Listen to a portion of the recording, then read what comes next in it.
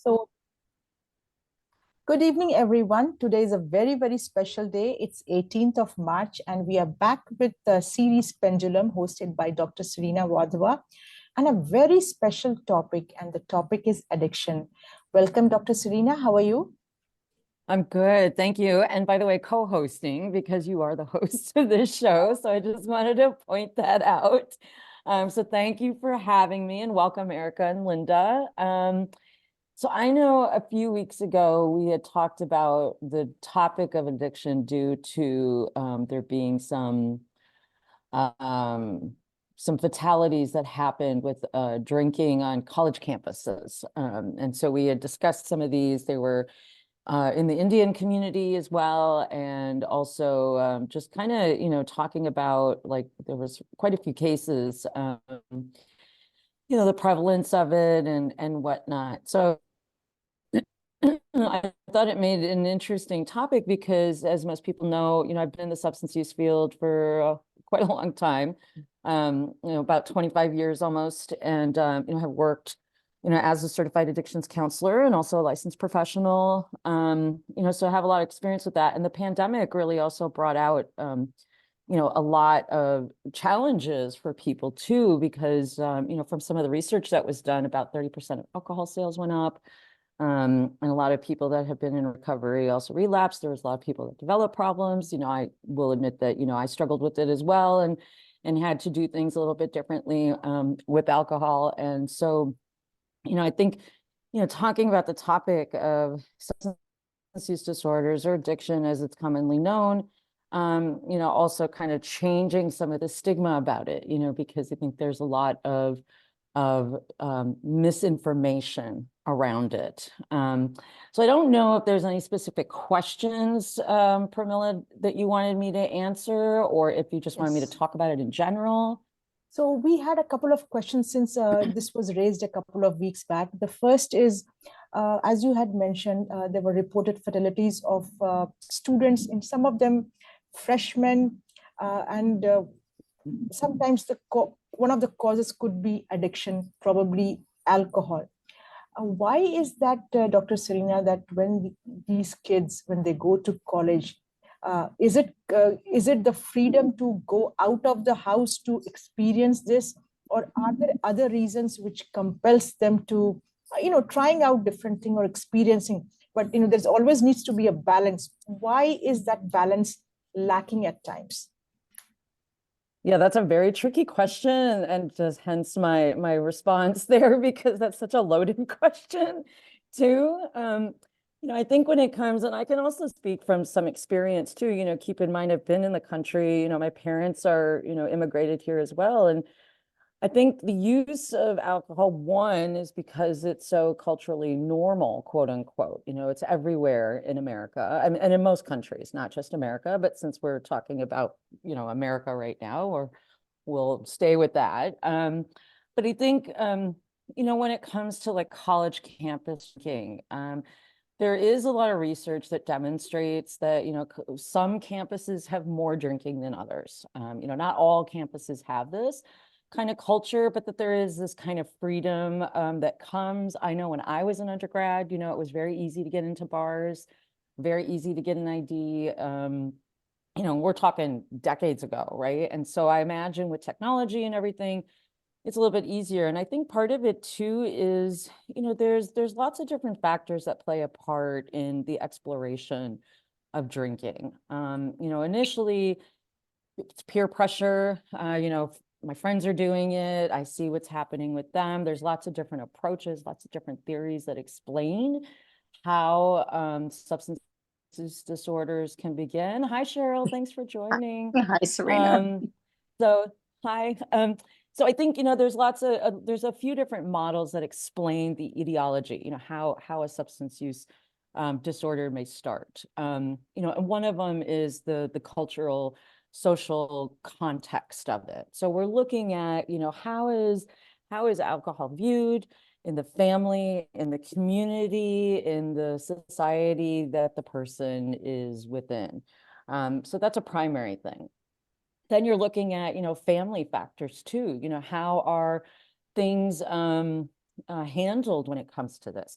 You know, so lots of cultures, you know, allow drinking at a very young age in different countries.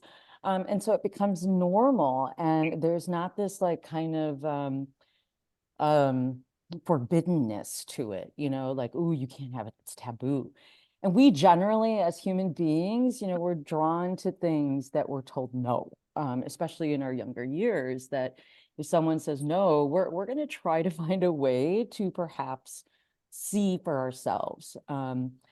You know, and I remember once my mom gave me this poster when I was in high school, and I still have it, I think, but it said, you know, learn from the mistakes of others. And I remember reading it, and I was like, you know, because she wanted me to, you know, do well in the world, and obviously not get into trouble, not, you know, just have a good life, right? And not struggle. I think every parent wants that for their kids. Um, you know, but I remember telling her, and this is my memory, of course, her perception might be different, but I remember telling her, I've got to learn for myself. You know, there's some things that I just got to learn for myself. And so, you know, I think when we kind of navigate the world, you know, a lot of it is just trying to figure out who we are, especially in college. In undergrad, we don't know who we necessarily are, and we're told to live in a society where we have conditions, there are cultural expectations, there are different, you know, rules and regulations that we have to follow, and it doesn't always allow for us to come into knowing ourselves, kind of like an unfolding of ourselves. And so I think, you know, when people have the freedom, you know, to do something that seems so like, oh, well, what's so special about this that I can't do it? You know, there tends to be this overindulgence sometimes, because for the most part, people are not taught responsible drinking at young age, right? They're just taught don't do it. And so people, I think younger generations don't learn, you know, the facts about drinking, you know, that one shot, one glass of wine, one beer, you know, those are all equivalent to one serving of alcohol, or, you know, 4 to 5 ounces of wine. One serving of alcohol, and the liver can only metabolize 1 drink per hour. So if a person, especially a young person, you know, is exploring this, you know, experimenting, just kind of figuring out what this is about, you know, there's nothing abnormal about it. It's a very, you know, people explore, people experiment with things. And I think, you know, because these kind of facts maybe are not discussed, you know, that it's almost like, well, if I tell them about this, then they're going to end up doing it. And we don't know that, you know, I mean, there's a lot of assumptions that we make. So the fact is that, you know, given this notion about, you know, what is equivalent to one serving of alcohol and what the liver can do, you know, a lot of times when kids don't know this, they don't know their own capacity. I mean, nobody knows. And then there's like this biological part of it too, that, you know, when a person has a substance like alcohol for the first time, it does change the chemicals in the brain. It releases different neurotransmitters. It changes the way the brain responds. And, you know, in, in the substance use world, we call that a hypermemory. It's like the first time.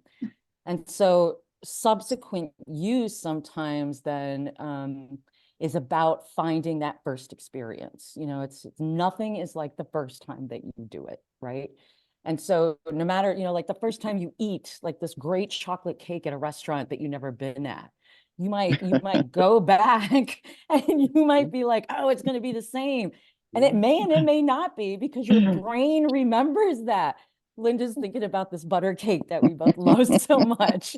You're right. Yes, but that's the exact same thing. It's like the first time that you try it, you know, your brain has this really intense memory of it. And so subsequent use is sometimes about getting back to that initial experience, which we know is never going to be the same as the first time. You can relate this to, you know, anything pretty much. You know, first time a person has intimacy, first time a person gets their first kiss, you know, the first time they travel to a different country, the first time they go to the airport. I mean, it's the same thing. And it's like these new experiences What you looking for? have this kind of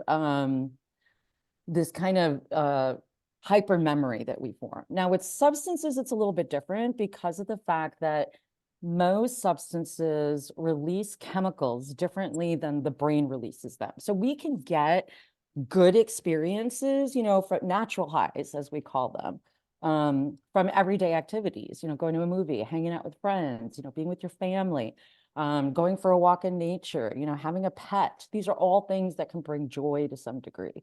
And so they do release different chemicals in the brain. But substances release these chemicals up to 400 times more the intensity. Yeah. And so that's what makes it a little bit more addictive, obviously. I mean, it's much easier. I would rather go the fast route and the easy route, right, than have to take a walk for 3 hours and try to get this experience. We're a society of the quick way, right? It's really about that. And that's kind of how we're conditioned. So it's not unheard of that when people go to a college campus for the first time, new experience, right?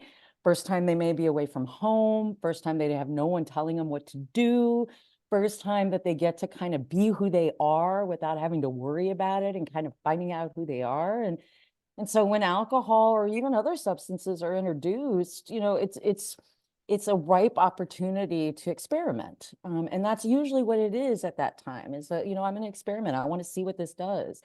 I had mentioned these different models that exist, these approaches that kind of explain how substance use disorders may develop. And, the social cultural part of it is that, if I'm seeing somebody using a substance and I see how much fun they're having and I want that, I'm thinking, oh, I might get that too. So I'm going to try this substance to see, and I may get it, I may not, but whatever that first experience is, that's what's going to kind of lay out kind of unfold the rest of the experience.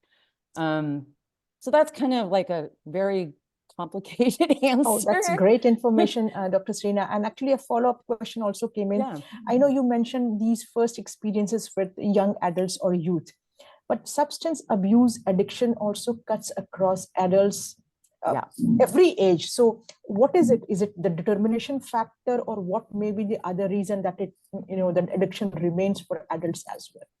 So that's a really good question. Addiction is, and I could speak, working in the field, and also kind of what I mentioned a little bit earlier is, I think a lot of it may have to do, primarily we look at, self-medication too. Like somehow I've learned that what I'm feeling or who I am is not okay.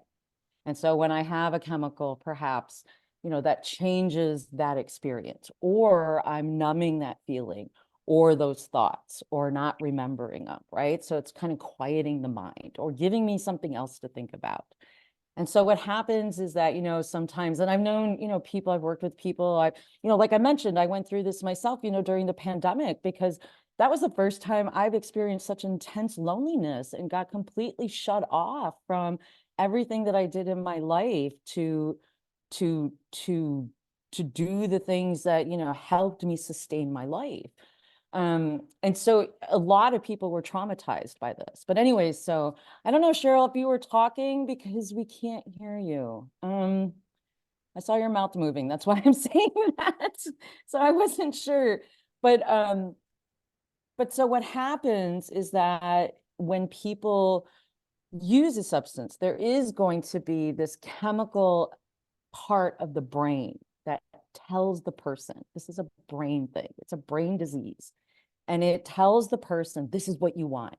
So you're going to keep looking for this substance. You're going to keep looking for these experiences. And so a person may then be more compelled. That's part of the compulsion that exists with substance use disorder / addiction. We could even say this about workaholism. We could say this about, any kind of gambling, codependency, or, people addiction, people pleasing behavior. All these kinds of things work in a very similar way. And so there's no this way chemical. To say one is, not better, which is more worse than the other. Is it like drugs, alcohol, gambling, and other vices as well?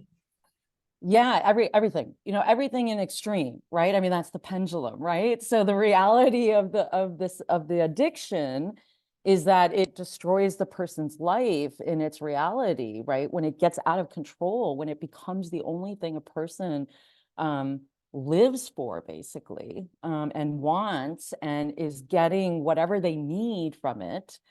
But then you have the other part of the pendulum, of course, which is the very real part of that being connected. Addiction has been described as a disconnection disease too, that when people are using, it's a very isolating, very disconnecting type of compulsion. And people have described it that way, and so the idea is that when a person stops using a substance, they're going out there and finding new ways to connect to people and to be in the world differently. But so, as part of, when a person is using a chemical over and over again, the brain starts to want it more too. And so there's a compulsion for it. There's a brain craving for it. The brain actually then dictates some of this. Like a person may want to stop using, but yet their brain keeps that happening. And so it's a very vicious cycle that, being inside that active addiction, it's hard to kind of get out of it until there is some detachment, some disconnection from the substance, or, the person needs to be willing to some degree to do that, to have something different. And then that causes also other kinds of consequences and other kinds of issues that need to be dealt with in and of itself. So that's part of it. It's also, the culture of using is very different than the culture of non-using, so it's like, okay, like if I go out to the bar and all my friends are drinking, I'm going to feel really weird not having a drink, yet I don't drink. So it's like, okay, how do I navigate this, right? So if a person doesn't know how to do that, it can set them up where, they may end up drinking, and then that could spiral out of control again. So, Dr. Serena, another follow-up yeah. question came up. Since, Yeah. like you mentioned, responsible drinking, the rules of, what a liver can digest and so on and so forth. This is a parent, an anonymous parent asking, how should they teach their young adults who are planning to go to college? Hey, I know we want you to study, we want you to experience college life. What is a better way to educate and empower the kids to make decisions which is right for them? Yeah, to make good choices, right? Like if they choose to drink, I think part of it, I can't say that this is like a cookie cutter approach, because obviously there isn't a one right answer for every parent. I think part of it is knowing your children, knowing your kid, what kind of personality they have, how do you approach sensitive topics, you don't want to seem like you're giving permission, yet at the same time you don't want to be like, forbidden, like, don't do this, and if you do it, don't tell me, kind of a thing, because that's going to also make it more taboo and more shameful. So I think just kind of talking about, maybe what's been your experiences with it. Do you have friends that, like in high school, smoking cigarettes is a big thing. Like right now, vaping is a big thing, right? So even approaching that, like maybe, your kid is vaping or smoking cigarettes, or you may suspect it, maybe approaching it like that, just talking about, what got them into it, just being curious. I think being curious about things rather than being judgmental and afraid comes across differently. I mean, obviously, as parents, you want the best for your kids, like I mentioned. And at the same time, we also know that when parents come across as judging and shaming and guilt-ridden, right, that makes it harder to have conversations. I've known some parents that have talked about their own experiences and their own family histories about things, and have used that as a way to kind of start a conversation. Talking about some of these individuals that passed, from drinking, that could be a way to open up a conversation. Like, you're going away to college and this is what's been happening. And so let's talk about this, because let's put a plan in action, or let me know kind of what your thoughts are about, like, do you plan on drinking? If you do, what, like how, and what, and how do you keep safe? And, because, a lot of things happen when people are under the influence. And oftentimes too, when people have not experienced a mood altering chemical or a behavior before, there's no way to know how it may affect them, because substances have different effects on different people. And that's only because this the has brain, nothing to do with about the kid himself or herself, or his or her determination level, because they may be, great in athletics and so many other areas. So having Right. addicted is not a question on the character or the No. person's. Yes, and thank you for saying that. Developing an addiction is not about a person's character, and it's not a moral decision. People don't choose to become addicted to a substance. I didn't choose to struggle with alcohol during the pandemic. It was something that just happened because of circumstances. And so the idea is, while it changed me too, because people noticed it, and I noticed it too when I stopped, it's very much of a, it's not about a person that you are, because, deep down, we're all good people. We all want the best for each other. We all try to be empathic. We all try to be compassionate. We try to understand, yet we also judge, and we react when we are afraid of something, when something's uncomfortable, or when we don't have facts. And so it's very easy for us to make up stories about things rather than get the facts of the stories. So yes, I thank you for saying that, because I think that's a very important point, is that having an addiction or developing an addiction, to something, it is not about a person's character. It's not about a person that they are, because normally when people are using a substance, into the context of a severe substance use disorder, they're not who they are. They're a completely different person. And, in the field, we talk about this Dr. Jekyll, Mr. Hyde personality. And that's what happens. They become like this pendulum. They're like the complete opposite of who they are as a person who may be able to monitor their use, responsibly use, socially use, whatever that may, or not use at all.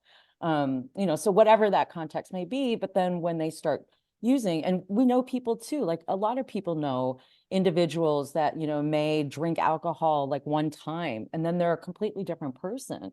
And so then they may not drink, like for months, or, whatever the case may be. But yet when they drink, their personality changes. And this is part of that. So yeah, it's not about the person's character at all. And I do appreciate you saying that, because I think that's a very important point. That's part of the stigma of it too. How can we help, Dr. Serena? Say we know there's a close one, a loved one going through addiction of any kind. What can parents do? Once they have or once it has been identified, what are the different steps? That's a really good question, and it's a very difficult question. Because I know that people want to help somebody that's hurting. That's not who they are. That's stuck in this kind of vicious cycle. I know that people want. I've worked with a lot of people. I've known a lot of people that this has happened with. And the best thing that I can say is that first, getting help for yourself in dealing with your own feelings about it. Like, I don't know what to do for this person. Because bribing doesn't help, coercion doesn't help, persuasion doesn't help. These are things that just don't help. And sometimes they can actually make a situation worse, but I think being present for somebody, letting a person know that there is somebody there when they're ready to deal with it or to talk about it or whatever the case may be. I mean, that's also important. Finding resources, like I'm very willing, if that's something that you want, like someone to talk to about, hey, I just don't know what's going on with this person. More than happy to offer some services for that, because it's not an easy thing as a parent or a friend or a colleague or anybody to see somebody struggling or dealing with an addiction, because it's really hard to help somebody that cannot help themselves in the moment. And so sometimes it is about just kind of offering resources, letting them know that you're available to help them when they want to get help, but, and at the same time, not enabling it, not paying all their bills or, whatever the case may be. It's like they sometimes people have to get to a bottom. They have to find the worst part of that pit, so to speak. Can they reach to you? Should there be someone that they need counseling for substance abuse? Yeah, you can absolutely. Yeah. If you, or if you want to talk about somebody, that you, trying to help, or you don't know what to do, or you need some resources, I think it's really important to get help for yourself too. Because seeing somebody that's in a powerless situation can also make a person feel powerless and helpless. And sometimes that, we react from that place as well. When we feel helpless or powerless, we sometimes react in ways that are not who we are, because we don't know how to help someone who's suffering. So yeah, I think going to meetings, sometimes reaching out to people that have been there can be helpful, finding out like who's been through this and what have they done and how can I use some of this information. That could also be a resource to help as well. Oh, you're on mute. Thank you so much, Dr. Serena. Those were the questions which had come up. Extremely helpful session. And we're almost on top of the hour, unless anyone on the call also have any questions. I'm so sorry that you guys didn't have a chance to say anything. No, it's been interesting. Oh, but thank you for being present here. I really appreciate it. And Allie, it's so good to see you. I'm so glad you were able to make it for some of it. Very interesting. I can relate to it a lot. Serena, I was thinking earlier today, I met somebody. Makes no sense to me, does it? I met somebody for the first time, and she just started talking and just about family, and then it got deeper and deeper, and she started talking about her daughter's alcohol and drug addiction, and her sons and her ex-husbands, and this woman was distraught. She wasn't distraught in the way of crying and that kind of thing, but you could tell that she has been through a lot. Yes. And I just, I've thought about her a couple of times today, and just thought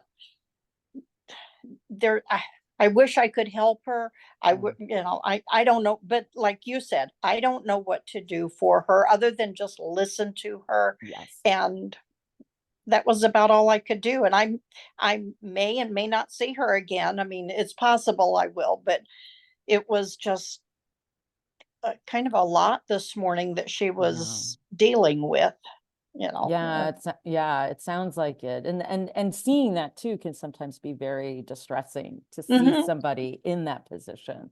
Yes, because she felt helpless too. Right. And then you also feel that way as well, because you want to help her help the situation. Yes. Yeah. So it becomes this cycle. Yes. That's right. Yes. I'd be happy to talk with you later if you want. Sure. If you want some recommendations, I'm happy to offer what I know. Okay. Yeah, that would be good, because it's likely I will see her again in the same setting. But I just, other than listening to her, I wasn't sure what all to say to her. Yeah, absolutely. Feel free to do that. Linda, I don't know if you had something you wanted to say. I'm sorry, really quickly. I know we're going to be ending soon, but I just wanted to make sure that I know you were saying something, and then there was some background noise, so I didn't know if you were going to say something. Sorry. Yeah, I was just going to say, as far as like not making things so taboo for children and telling them, no, you can't do that sort of thing. I think like with things like drinking alcohol, I think that if you demonstrate in front of your kids how to drink alcohol, I don't know, in a safe way, or like even offer them some perhaps with their meal, just, I'm not talking like a whole glass of wine, but just so they can taste it. And also even with smoking, you take a young kid that thinks, it'd be cool to smoke. I'm like, okay, let's get a pack of cigarettes, you and I, and let's try it. Let's light one up.